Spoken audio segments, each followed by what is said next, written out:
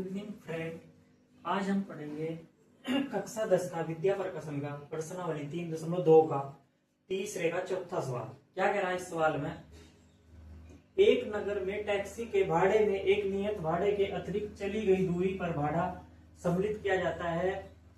तो 10 किमी दूरी के लिए भाड़ा रुपये 105 रुपये है तथा 15 किमी के लिए भाड़ा 155 रुपये है। तो नियत भाड़ा तथा प्रति किमी भाड़ा क्या है? एक व्यक्ति को 25 किमी यात्रा करने के लिए कितना भाड़ा देना पड़ेगा? इसमें तीन चीजें पूछ रखी। एक तो इसमें नियत भाड़ा प्रति किलोमीटर का भाड़ा निकालना, और दूसरा इसमें 25 किलोमीटर की यात्रा के लिए उसे कितना भाड़ा देना पड़ेगा। सबसे पहले हमें ये चीज निकालने पड़ेगी, नियत भाड़ा और प्रति किमी भाड़ा। कैसे निकालने का देखो, हल करेंगे हम इसे। हम मानेंगे माना नियत भाड़ा बराबर x रुपये और प्रति किलोमीटर का भाड़ा कितना होगा? प्रति किमी भाड़ा y रुपये। और नियत भाड़ा किसे कहते हैं? नियत भाड़ा कहते हैं फिक्स को। भाई ये रेट हमें लेना ही लेना है, यानी कि हम चाहे 1 किलोमीटर जाओ, चाहे 2 किलोमीटर जाओ, चाहे में 3 किलोमीटर, ये फिक्स है। नियत भाड़ा हमें लेना ही लेना है। तो कैसे करेंगे देखो इसे। प्रथम शर्तानुसार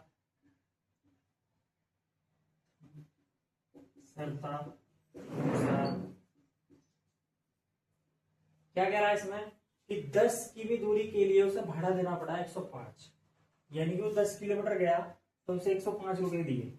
यानी कि ये तो देना ही देना है, ये तो जोड़ना ही है। इसमें 1 किलोमीटर का भाड़ा y है तो 10 का कितना होगा? 10y, यानी कि ये दोनों जोड़ के वो 105 रुपए दे रहा।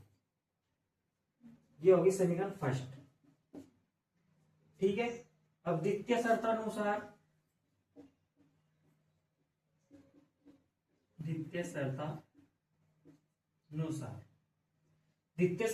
में क्या कह रहा कि 15 किमी के लिए भाड़ा 155 रुपए देता है, यानी कि ये एक्स तो देना ही, हर एक में देना है। तो उसके बाद 1 किलोमीटर का भाड़ा वाई है तो 15 का कितना होगा? 15 वाई, यानी कि दोनों को जोड़ के कितना दे रहा है? 155। ये होगी समीकरण सेकंड। अब ईसा अनिसा विलोपन विधि से हम हल करेंगे। कैसे करेंगे देखो, विलोपन विधि से दोनों को एक साथ लिख लो। x प्लस 10y बराबर के 105, इसे लिखो x प्लस 15y बराबर के 155। देखो यहाँ x है, यहाँ भी x है, हम इसे काट नहीं सकते। हमें काटने के लिए इसके चिन्ह चेंज करने पड़ेंगे। नीचे लेके हम चिन्ह चेंज करेंगे, ये माइनस हो जाएगा, ये प्लस है, ये माइनस हो जाएगा, ये प्लस है, ये भी माइनस हो जाएगा। तो इस x से ये x कट जाएगा। ये प्लस का नहीं माना जाएगा ना, इसके नीचे वाला माना जाएगा। यानी कि प्लस और माइनस क्या होता है? घटते हैं। तो चिन्ह आता है जो संख्या बड़ी हो। 15 बड़ी है तो माइनस का होगा।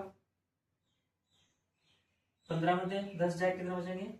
5y बराबर। इधर भी नीचेला बड़ा है तो माइनस का चिन्ह होगा। 5 में तो 5 जाएगा, बचेंगे 0। 5 में 0 जाएगा 5। तो इस माइनस पे ये माइनस कट जाएगा। ये y की गुना में है 5, तो कहा जाएगा ये बटम। क्या जाएगा? y बराबर 50/5। 5 से काटेंगे 5 दशा 50, यानी कि y का मान कितना आया? 10। ये 10 आएगा। अब क्या काम करेंगे? अब y का मान चाहे इसमें रख दो, इस समीकरण में, चाहे इस समीकरण में रख दो, कोई सी में रख दो, आप लोगों की मर्जी है। कैसे रखेंगे देखो, y का मान समीकरण फर्स्ट में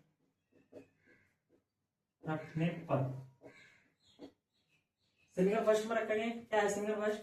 x प्लस 10y बराबर के 105। तो x जो का तुम प्लस ये 10 आ जाएगा गुना y का मान कितना हमारे पे? 10। तो यहाँ लिखेंगे हम 10 बराबर 105। 5। ठीक है, उसके बाद ये x लिखेंगे, x प्लस इस 10 की इस 10 में गुना करेंगे कितना होगा 100, 10.100, ये 105 चुका, तो ये 100 इधर जाके आएगा होगा, ये प्लस का है जो हमेशा दूसरी साइड पे चला, तो इसकी चिन्ह चेंज हो, ये माइनस का 100 हो जाएगा, 105 में 100 जाए कितना बचेंगे 5। अब ये मान हम यहां रख देंगे जो हमने मानने थे नियत भाड़ा,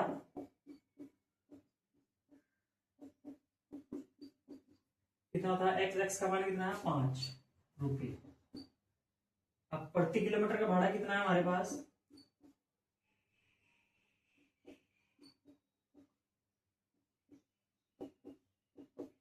y का मान कितना था 10।